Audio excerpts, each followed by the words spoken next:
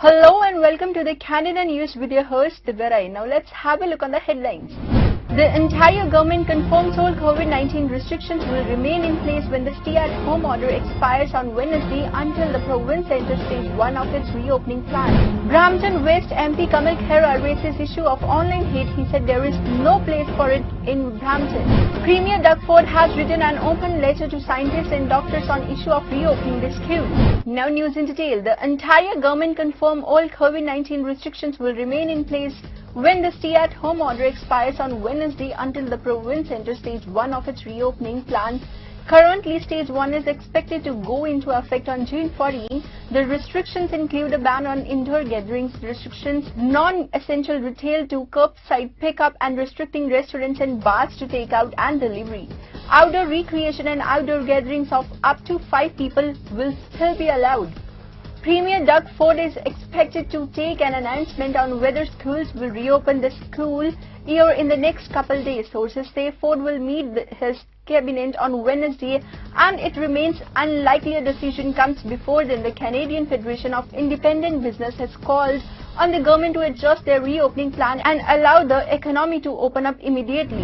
Brampton West MP Kamal Khera raises issue of online hate. He also said this underground network is being run.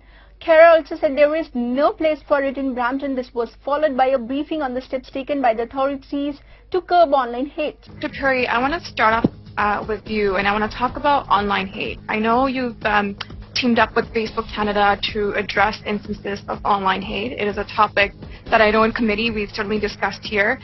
You've declared that online platforms have been a gift to alt-right groups known for spreading conspiracy theories via video clips. Could you maybe expand a little bit on your findings and efforts in this area, and how do we address promoting hatred on mainstream channels as well as on those underground networks such as Parler and Gab? All very good questions and not easy questions by any stretch. Yeah, absolutely. One of the most disturbing things we found in this round of work, we're working with the Institute for Strategic Dialogue, who's doing much of our online analysis, and we have found in 2 successive years that Canadian posters are amongst the most active within the far-right ecosystem, if you will. And so I think just quantitatively that's problematic. You know, we tend to think that we are immune to that kind of those kinds of narratives, but there you are. And in particular, in the first round, so that would have been the 2019 report that we did with ISD, we actually found that they were in fact second and third in two of the most extreme platforms, Fascist Forward and Iron March. So these are the ones that are most likely to promote violence and mass violence in particular. So again, sort of quantitatively, that is the problem, but qualitatively as well. I mean, the breadth of the speech, the viciousness of the speech as it's directed towards particular individuals or towards particular communities. So whether it's directed, emails or posts that are directed towards an individual, or those that vilify particular groups, it's just rampant online, obviously. And I think we have to consider the impacts of this for community sense, a sense of community, a sense of belonging, and a sense of security as well. And it is something that absolutely silences communities, that makes them less willing to engage online, which has become, especially now under COVID, the way that we communicate. Premier Doug Ford has written an open letter to scientists and doctors on the issue of reopening the school. The issue was raised by the leader of opposition, Andrea Harwood. He alleged that the government was not clearing anything and the education budget had also been slashed. The government is not serious about protecting children. The education minister claimed that billions of dollars had been spent on the child protection. Speaker, students and their parents have been left in limbo now, waiting for the details of the possible reopening of schools. For over a year, unfortunately, this Premier decided to dismiss the concerns of parents, of teachers and education workers, as they insisted that schools were safe. And now, of course, we know that they decided to cut the education budget, which just today was confirmed by the Financial Accountability Officer of Ontario. Thursday, the Premier finally decided to lob a frantic last-minute consultation into the communities. My question is, why didn't the Premier think for over a year that the kids of this province education and their schooling wasn't more important for him to take action instead of waiting until the very last minute? To reply, the Minister of Education. Thank you very much, Mr. Speaker. As the Chief Medical Officer of Health has confirmed and local medical officers of health have done the same, they have noted that schools have been safe. We've always acknowledged that schools reflect our community. Order. Now, back last summer, we put in place a $1.6 billion plan that allowed us to hire 7,000 staff, 1,400 additional custodians, improve air ventilation in 95% of schools, procure 40,000 HEPA units to support them, more than quadrupled mental health funding for students from when the former Liberal government was in power, and, Mr. Speaker, the only province in the nation to have a targeted asymptomatic testing program. That has all led us to one of the lowest case rates for youth under 20 in Canada because we followed that advice. And yes, Mr. Speaker, we are obviously broadening the consultation to ensure we get this decision right, to not compromise the incredible hard work and sacrifice Ontarians have made together to get our case rates down over the past weeks and get our vaccination up in the province of Ontario. The supplementary. Well, Speaker, I just have to say it speaks volumes that for a year almost, the government didn't even bother to launch a consultation, and they waited to the very last minute to engage at this point, which is just completely unacceptable, considering that it's been, as I said, close to a year. Close to a year that this Premier and this government have been dismissing concerns about school safety. Toronto MPP Jael Henrya raises issue that the small businesses are affected by Ontario Businesses Grant Breakdown, which has also affected jobs. Meet Singh Sarkaria, Associate Minister, Department of Small Businesses Enterprises, said that the government has extended help to every business entity and other grants are being received by businesses that have affected by pandemic. Speaker, when a small business closes, families suffer, jobs are lost, and the very culture, heritage, and identity of our communities is also disappeared. This government must consult with our small businesses, loosen the eligibility requirements of the broken Ontario Small Business Support Grant Program, keep workers on payroll, and help businesses get to reopening day, especially those that are owned by Black and racialized and women entrepreneurs who we know historically have faced systemic discrimination. In Little Jamaica alone, Black Urbanism Toronto reported over 140 businesses closed since the beginning of the construction, and that list has ballooned with the pandemic. My question again is to the Premier. Will the Premier support my motion calling for a Little Jamaica economic health and community wellness strategy, which includes direct funding to small businesses, heritage designation of Little Jamaica, and art strategy showcasing the cultural wealth of our community, and the building of real affordable housing in all new residential construction? Thank you, Speaker. The Parliamentary Assistant. The Associate Minister for Small Business and Red Tape Reduction. Thank you very much, Mr. Speaker, and appreciate the member opposite bringing forward these concerns. We have hosted numerous consultations with business owners, chambers across this province, racialized communities, to see the impact that COVID is having on specific businesses. We will continue to ensure that those businesses have access to the government, continue listening to their concerns.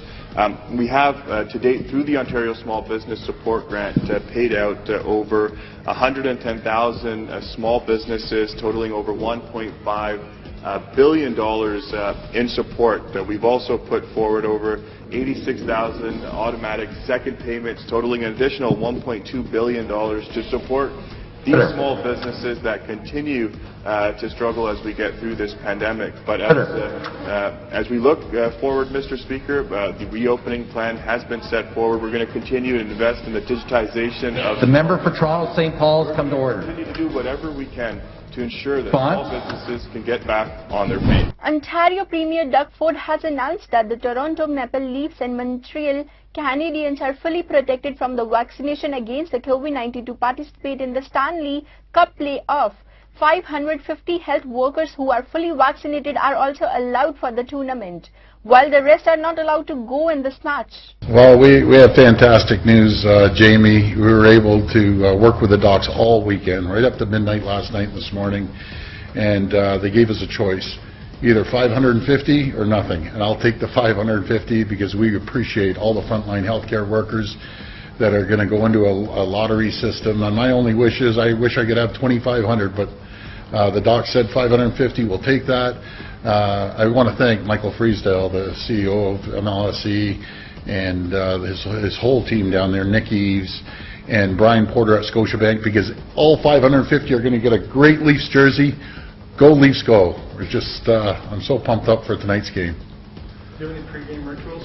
Yeah, I wear the blue and white, and then whoever we're playing, I'll call Francois Legault and give him a little jab, and then we're going to win tonight. Can't wait. Premier trash talk. Yeah, that's it.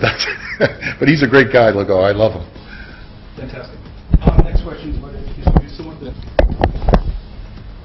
parents are standing, just waiting to figure out what's going to happen. Do you have any news for parents who are wondering about school? Sure. We're looking at all the responses over the weekend. We'll have an announcement in the next day or two. And we'll get out there and make that announcement about going back to school or not. Dr. Yaffe, Associate Medical Officer of Ontario, provides weekly coronavirus updates in the province. He said that 1,273 cases were reported on Friday, 1,050 cases were reported on Saturday, 1,033 on Sunday, and 916 today. He also said this is the first time since March 6 that less than 1,000 cases have been reported in the province. Since the last update that was provided on Thursday, Ontario has reported an additional 4,279 cases of COVID-19. If you break it down, it was 1,273 cases on Friday, 1,057 cases on Saturday, 1,033 cases on Sunday, and today 916. So this is the first time since March 6th that we have actually recorded a number below 1,000 daily new cases, and it's the lowest daily case count that we've had since mid-February, which is great. Our 7-day average is 1,078 cases, and that is down from 1,775 cases just a week ago. And when we look back at the month of May, Ontario averaged 2,197 daily new cases, which is a significant improvement over April's average, which was 3,782. Sadly, we are reporting an additional 60 deaths since last Thursday's update. This includes 13 COVID-related deaths today, bringing the 7-day average daily death toll to 19, which is the same as we had last week. We do extend our sincerest and deepest sympathies to the families, friends, and caregivers of those who have passed away from COVID-19, and to everyone mourning the death of a loved one. Hospitalizations and ICU occupancy remain high, but the numbers are steadily improving. Today, there are 731 people in hospital with COVID-19, although this is somewhat underreported as not all the hospitals report on the weekend. The number of people in ICU reported on the ministry's website today is 617. We do know, however, that some of these individuals are Manitobans being cared for in Ontario hospitals. So the number of Ontarians in ICU is 593. In terms of testing, 18,226 tests were processed yesterday with a positivity rate of 4.3%. Prime Minister of Canada, Justin Trudeau, discusses $291 million entrepreneurship loan from federal government, and he also commented on the dead bodies of 215 children at a school in British Columbia. Trudeau asked what action the federal government should take after the remains of 215 children were found on the site of an old residential school. He also said he will discuss this with the cabinet. Thank you, Mary, for all your outstanding work as Minister of Small Business, Export Promotion and International Trade. It's great to be joined today by members of our own team and leaders within banks and organizations from across the country. I know you're all committed to addressing structural barriers faced by black entrepreneurs and business owners, so thank you for being here this morning. But before I get into why we're here today, I want to talk about the heartbreaking news that 215 children were found buried at the former Kamloops residential school. 215 children. Think of their loving families that they were ripped away from. Think of the communities that never saw them again. Think of their hopes, their dreams, their potential, of all they would have accomplished, all they would have become. All of that was taken away. These were children who deserved to be happy. Most of all, they deserved to be safe. As a dad, I can't imagine what it would feel like to have my kids taken away from me. And as Prime Minister, I am appalled by the shameful policy that stole Indigenous children from their communities. Our thoughts are with Te Kamloops Te Secwépemc First Nation and with all Indigenous communities across Canada. Sadly, this is not an exception or an isolated incident. We're not going to hide from that. We have to acknowledge the truth. Residential schools were a reality. Tragedy that existed here in our country, and we have to own up to it. Kids were taken from their families, returned damaged, or not returned at all, with no explanations until this week. People are hurting, and we must be there for survivors. Later this afternoon, I'll be talking directly with Ministers Bennett, Miller, and Vandal, and with all ministers about the next and further things we need to do to support survivors and the community. We promised concrete action, and that's how we'll support survivors, families, and Indigenous peoples. Pour honorer les 215 enfants qui ont perdu la vie à l'ancien pensionnat de Kamloops. The incident has been widely condemned in Canada. NDP leader Jagmeet Singh described the incident as unfortunate. He said such an incident has shaken everyone in Canada. Jagmeet Singh called it mass care. He said we share the grief of Indigenous communities. 215 Indigenous kids were found in an unmarked mass grave. Anytime we think about unmarked mass graves, we think about a distant country where a genocide has happened. This is not a distant country. This is here in Canada. And the genocide was against Indigenous people. And it is a genocide that is ongoing. 215 little kids whose parents never knew what happened to them. These are unmarked, unregistered kids found in a mass grave. The country is reeling from this loss. People are commemorating and reflecting on this loss across the country. And that is incredibly important. We all are grieving. I grieve with the Indigenous community today. Canada grieves with Indigenous people. And the reality is, this is not a surprise. This is the reality of residential schools. And something really interesting happened over the weekend. People were talking about residential schools as a horrible part of the history of Canada. And while it's historic, it's not that long ago. The last residential school didn't close that long ago. There are people that we know, there are colleagues that I know that are survivors of residential schools. This is actually a part of our present. This is a part of today. And the pain is real, and people are grieving. And that pain is something we've got to feel.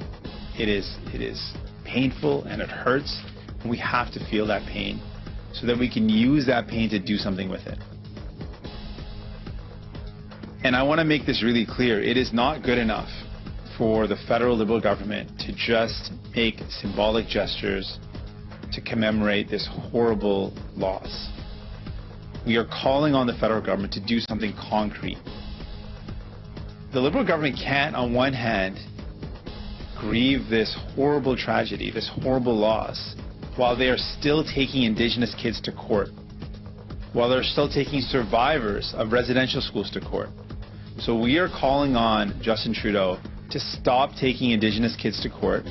When a human rights tribunal has found that Canada did not adequately fund Indigenous child welfare. Despite a steady decline in the number of COVID-19 cases across Canada, Prime Minister Justin Trudeau said Canada is not in a hurry to open its border with the United States for non-essential traffic. Demand for faster implementation of reopening plans has increased as vaccination has been accelerated. Last week, the White House said that it had not yet decided when or how the border with Canada would be reopened, but the businesses, groups and policy makers such as Vermont's Governor Phil Scott and New York Republican Brian Higgins are urging the two countries to come up with a concrete plan. So that's all we have in this bulletin. Thanks for watching. Stay tuned for more updated news.